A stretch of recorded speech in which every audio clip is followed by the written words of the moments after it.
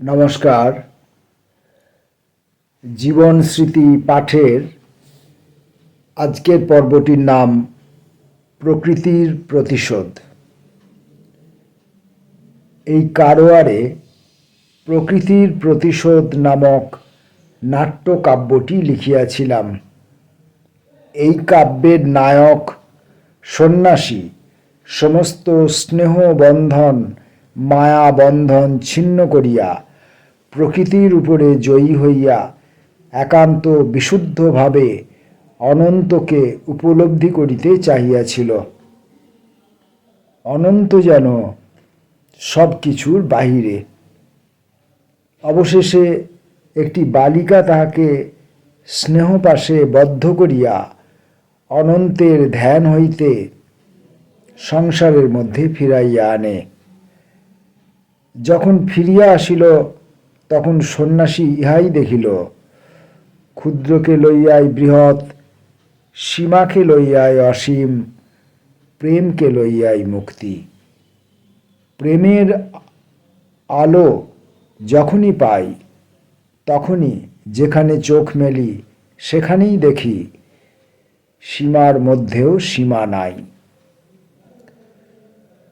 প্রকৃতির সৌন্দর্য দিয়ে কেবলমাত্র আমারই মনের মরীচিকা নহে, তাহার মধ্য যে অসীমের আনন্দই প্রকাশ পাইতেছে, এবং সেজন্যই যে এই সৌন্দর্যের কাছে আমরা আপনাকে ভুলিয়া যাই, এই কথাটা নিশ্চয় করিয়া বুঝাইবার জায়গা ছিল বটে সেই কারওয়ারের সমুদ্রবেলা।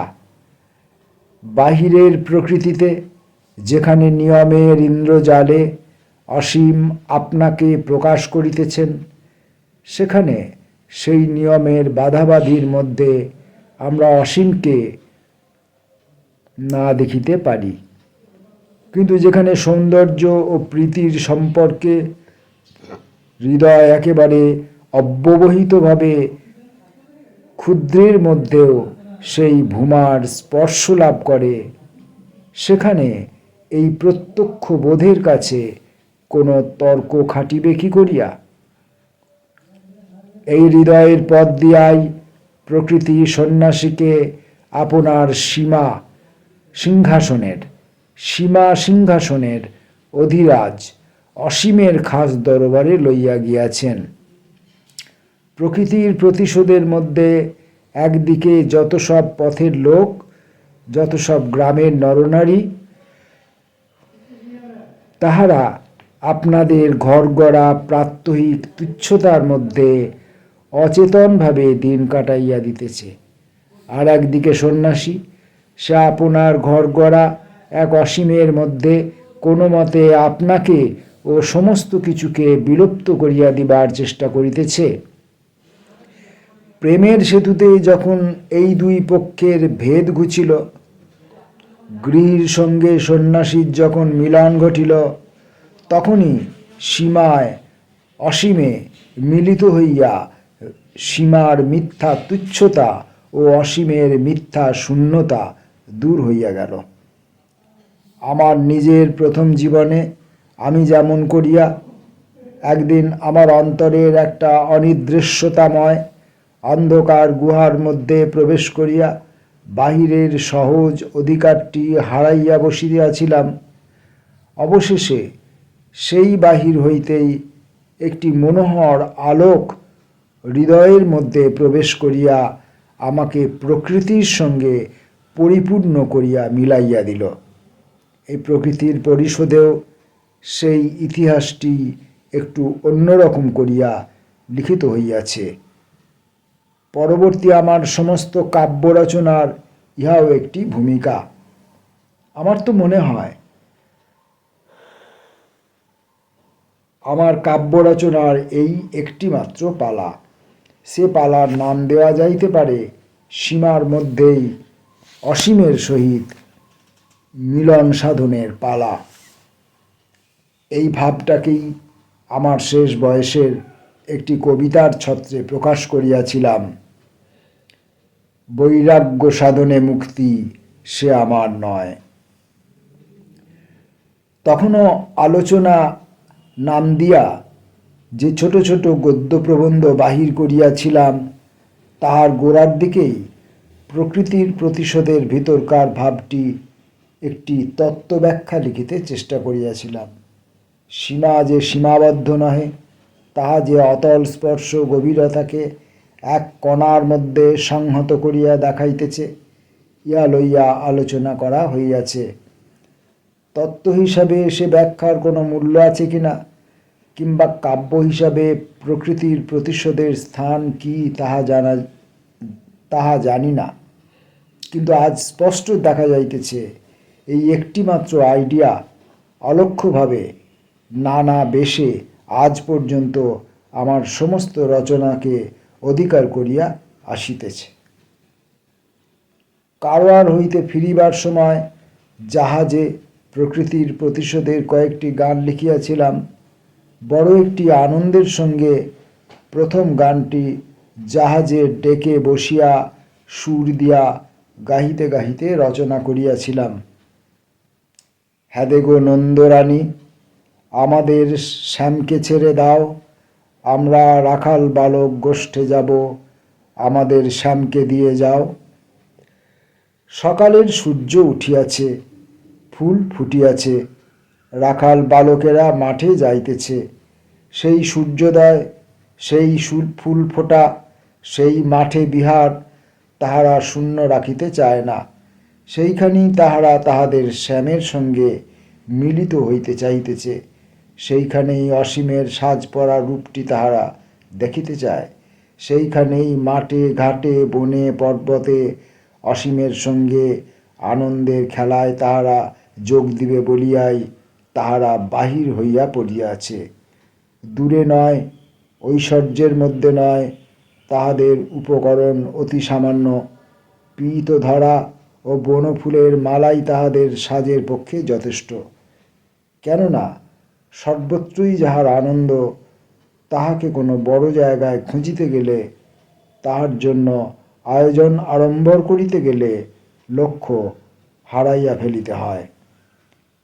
কারওয়ার হইতে ফিরিয়া আসার কিছুকাল পরে 1290 সালে 24শে অগ্রহায়ণে আমার বিবাহ হয়। তখন আমার বয়স 22 বৎসর।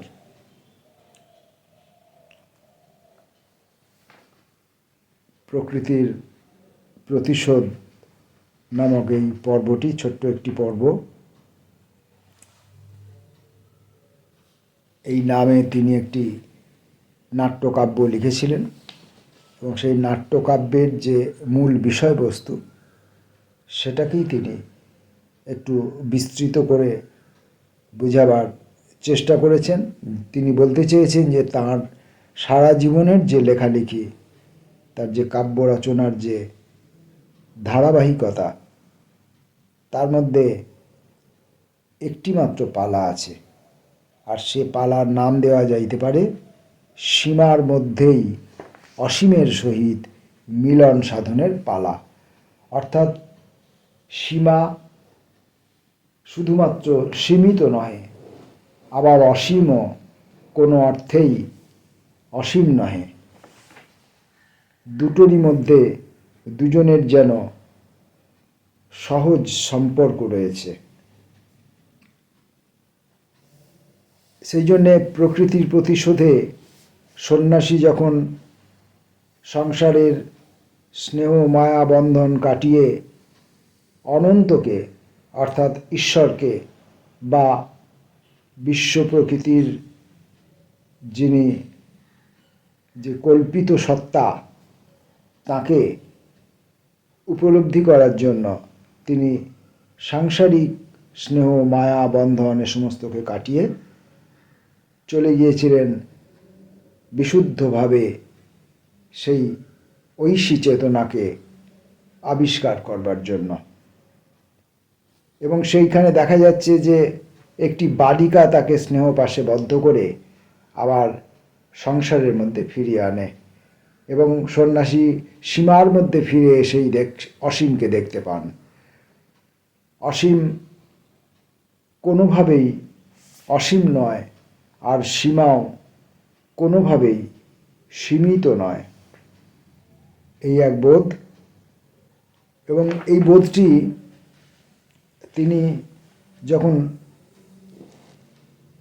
পরবর্তীকালে জ্যোতিদাদার সঙ্গে যখন তিনি প্রথমবার গিয়েছিলেন বাবার সঙ্গে, পিতৃদেবের সঙ্গে, পরবর্তীকালে যখন তিনি ওই জোড়াসাঁকোতে যখন তিনি প্রকৃতির ভেতর থেকে একটা বন্ধন মুক্তির একটা চেতনা লাভ করছেন, চোখে দেখা সাধারণ জিনিসগুলোর মধ্য দিয়ে যখন তিনি অসাধারণত্বকে উপলব্ধি করছেন, ক্ষুদ্রের ভেতর দিয়ে যখন তিনি বৃহৎকে উপলব্ধি করছেন, সেই সময় জ্যোতিদাদা যখন হিমালয় যান, তখন তিনি তার সঙ্গে হিমালয় যান এবং তার তখন আশা ছিল যে হিমালয়ে গিয়ে তিনি ওই বৃহৎকে আরও বেশিভাবে, আরও সম্যকভাবে উপলব্ধি করতে পারবেন। কিন্তু সেখানেও দেখা গেছে যে হিমালয় ভ্রমণে গিয়ে তিনি কলকাতার জোড়াসাঁকোর বাড়িতে, কলকাতার অলিগলির রাস্তার মধ্যে যে বৃহতের চেতনাকে তিনি যেভাবে উপলব্ধি করছিলেন, হিমালয়ে এসে কিন্তু আর তিনি যেটা তিনি ভেবেছিলেন সেটা কিন্তু আর তিনি পেলেন না। আর এখানেও সেই কথাই লিখছেন যে দূরে নয়, ঐশ্বর্যের মধ্যে নয়, তাহাদের উপকরণ অতি সামান্য, পীত ধরা ও বনফুলের মালাই তাহাদের সাজের পক্ষে যথেষ্ট, রাখাল বালকদের। কেননা সর্বত্রই যাহার আনন্দ, তাহাকে কোনো বড় জায়গায় খুঁজিতে গেলে, তাহার জন্য আয়োজন আরম্ভ করিতে গেলেই লক্ষ্য হারাইয়া ফেলিতে হয়। অর্থাৎ আয়োজন যখন বড় হয়ে যায় তখন উদ্দেশ্য লঘু হয়ে যায়। যার জন্যে আমার এই আয়োজন, তিনি তখন অলক্ষ্যে চলে যান, তিনি তখন আর আমাদের সাধনার মূল বিষয়বস্তু হয়ে থাকেন না। সেই জন্য যখন আমরা ঐশী চেতনার কথা ভাবব, তাকে যখন আমরা উপলব্ধি করার চেষ্টা করব, সেটি বিজ্ঞান হোক, সেটি ইউনিভার্সাল কোনো ট্রুথ হোক, সেটি জ্যোতিষ্ক লোকের কোনো শক্তি হোক, যাই হোক না কেন, সেটিকে যখন আমরা উপলব্ধি করবার চেষ্টা করব, সেটিকে যখন আমরা অন্বেষণ করার চেষ্টা করব, সেটিকে যখন আমরা স্পর্শ করার চেষ্টা করব, সেটিকে যখন আমরা আমাদের দৃষ্টি দিয়ে দেখতে চাইব, আর আমাদের শ্রুতি দিয়ে শুনতে চাইব, আমাদের ত্বক দিয়ে স্পর্শ করতে চাইব, তখন আমাদের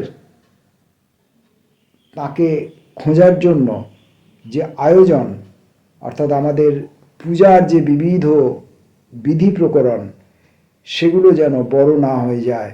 কারণ পূজার বিধি প্রকরণ যদি বড় হয়ে যায়, তাহলে পূজার উদ্দেশ্য যিনি, যাকে আমি পূজার মধ্যে খুঁজছি, তিনি তখন গৌণ হয়ে যাবেন।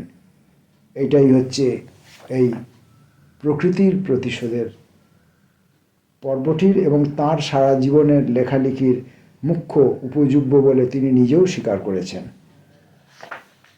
এই ছিল আজকের পর্বটি। আজকের মতো জীবন স্মৃতি পাঠ এখানেই শেষ হলো। নমস্কার।